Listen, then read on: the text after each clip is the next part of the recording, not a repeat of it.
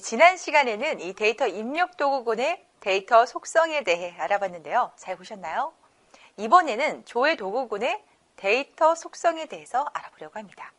구성되는 속성들은 비슷하지만 사용하는 기능들이 달라지는 부분이 있기 때문에 데이터 속성에 대해서 알아보는 시간을 추가로 준비를 해봤습니다. 화면 함께 보시죠.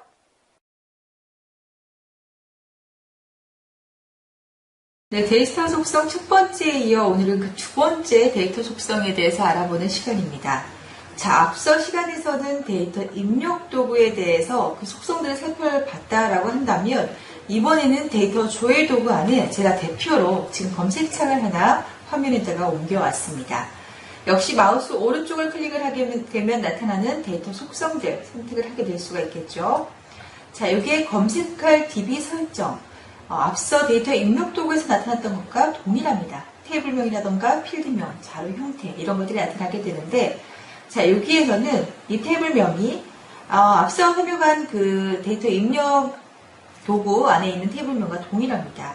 자, 여기에서 지금 처리할 데이터를 검색해올 그 데이터베이스 테이블의 명칭을 지정을 할 수가 있어요. 그 다음에 수동 지정을 할 경우에는 여러분들이 직접 여기다가 타이핑도 할 수가 있고 보통은 우측 이 화살표 표시를 눌러주게 되면 지금 접속되어 있는 그 서버 내에서 그 테이블을 선택을 하실 수가 있습니다.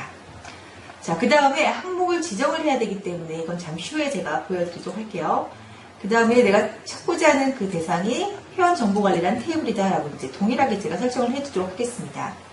네, 필드명도 마찬가지예요. 지금 설정되어 있는 이 회원정보관리 테이블 안에 검색해올 데이터가 실제로 저장된 데이터베이스 테이블 내부의 이 필드 명칭을 여기에서 지정을 해주실 수가 있어요. 여러분들이 지정을 해줬던 그 회원정보관리 안에 있는 그런 항목들이 지금 나타나고 있는 것을 확인을 해 보실 수가 있습니다. 자, 이런 것들을 원하는 것들을 그대로 선택을 해주실 수가 있어요. 그러면 해당 테이블명 아래에 있는 필드명들이 바로 같이 연결이 됐다는 것을 보실 수가 있습니다.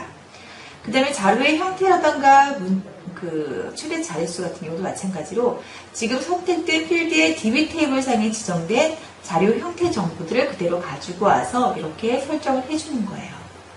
그 다음에 이 최대 자릿수는 이 선택된 필드의 데이터베이스 테이블 상에서 지정된 최대 자릿수 그것들을 역시 자동으로 가져와서 여기에다가 표시를 해주는 것들을 보실 수가 있습니다. 자, 그 다음에 표시 형식 설정이라고 해서 나타나 있어요. 항목 제목이라고 해서 나타나 있죠. 지금 선택된 이 필드에 대해서 이 검색창, 이 검색 화면에 표시할 수 있는 항목의 제목으로 지정할 문자열을 지정을 해주게 됩니다. 아무것도 지정을 해주지 않으면 자동으로 이 필드명을 그대로 가져오게 되는 거예요. 그 다음에 아톰 변수라고 나타나 있습니다.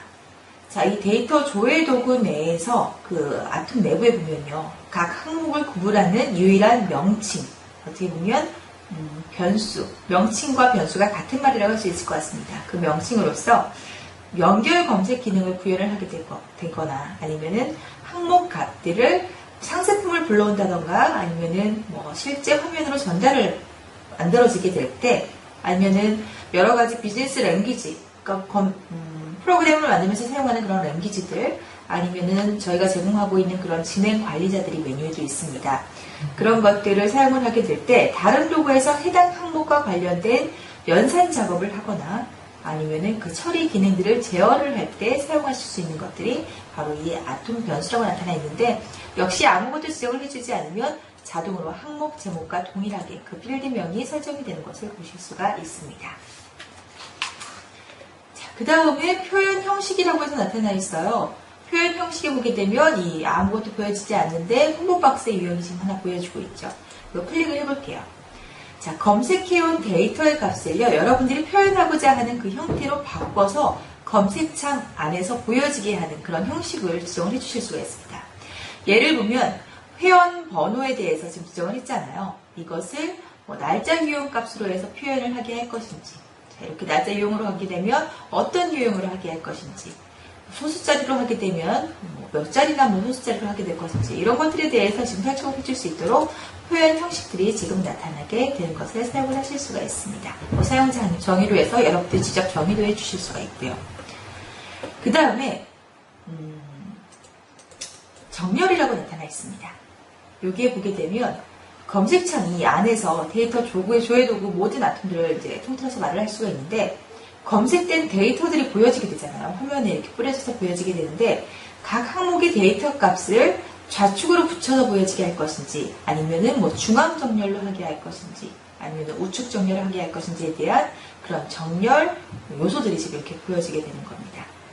그래서 보통은 왜 그 숫자, 금액 부분을 우측 정렬로 많이 하게 되고, 보통의 일반적인 문자열들은 중앙 정렬을 많이 사용하기도 하죠. 네, 그렇게 사용을 하실 수가 있고요. 그대로 창조 정복키라고 나타나 있습니다.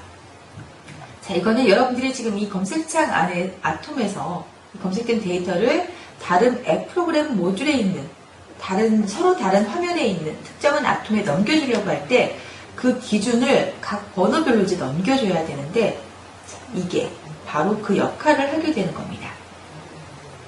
자, 예를 들어서 기능 버튼의 상세 보기 기능을 이용해서 상세폼을 실행할 때 넘겨줄 그 데이터에 해당하는 항목을 참조 정복키로 설정을 해주게 돼요. 그러면 실제 이 상세폼이 변수명과 일치가 되게 되면 이 검색창에서 선택된 참조 정복키의 정보가 상세폼으로 자동으로 전달돼서 그 최초 입력했던 화면을 불러온다던가 연결했던 그 화면들을 그대로 불러오는 것을, 번호 순서대로 불러오는 것을 보실 수가 있을 것입니다.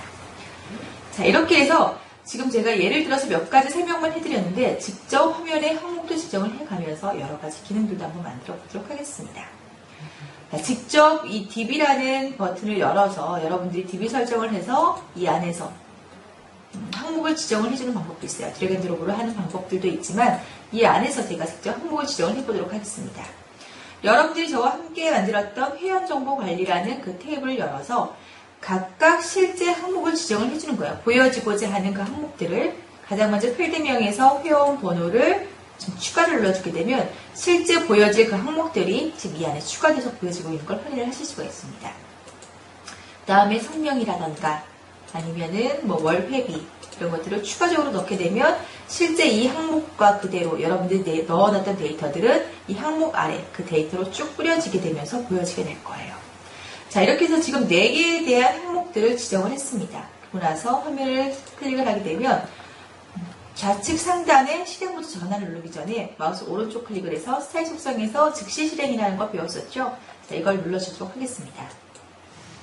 그리고 좌측 상단에 실행 모드 전환이라는 걸 눌러주게 되면 지금 제가 구성했던 4가지의 항목들이 그대로 보여지게 되면서 그 데이터 값들이 지금 쭉 뿌려져서 이렇게 보여주고 있는 것들을 확인을 하실 수가 있습니다.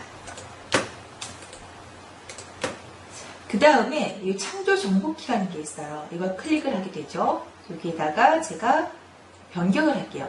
뭐든 어떤 것들, 창조 정복키를 뭐 성명으로 할 수도 있고 아니면 날짜로도 변경을 할 수가 있는데, 어떤 데이터 값들이 변경이 되게 될 경우에는 항상 이 변경이라는 버튼을 눌러주게 되면 그 속성 값이 저장이 되게 됩니다. 바로 이어서 제가 이벤트 설정 도구의 기능 버튼을 사용을 해서 원하는 이 화면에 제가 그대로 놓을게요.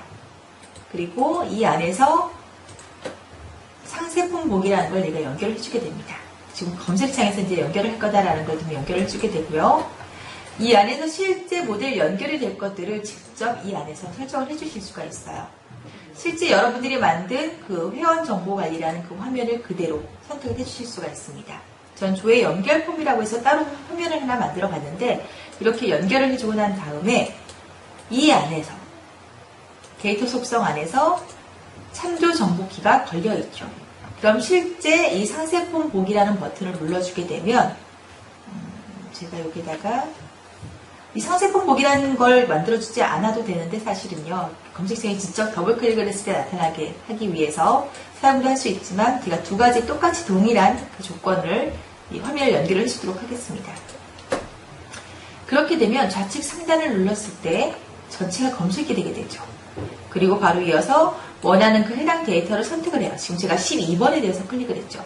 상세폼 보기라는 걸 눌러주게 되면 지금 12번에 맞는 그 화면을 그대로 불러오게 되면서 지금 이런 데이터라던가 이미지 정보들이 그대로 나타나고 있는 걸 확인하실 수가 있습니다.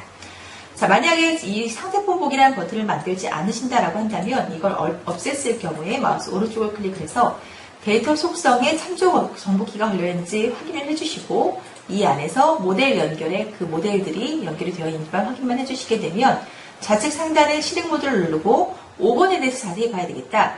더블 클릭을 하게 되면 해당 번호를 그대로 불러오게 되면서 지금 그대로 사진이라던가 그 데이터 정보들을 보시는 걸 확인을 하실 수가 있습니다.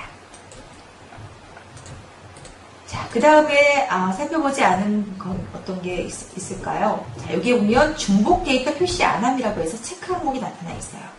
이런 것들은 실제 여러분들이 이 검색창 안에서 검색된 데이터들이 화면에 표시가 될 때 보통 중복된 데이터들이 존재할 수가 있거든요. 똑같은 데이터들이.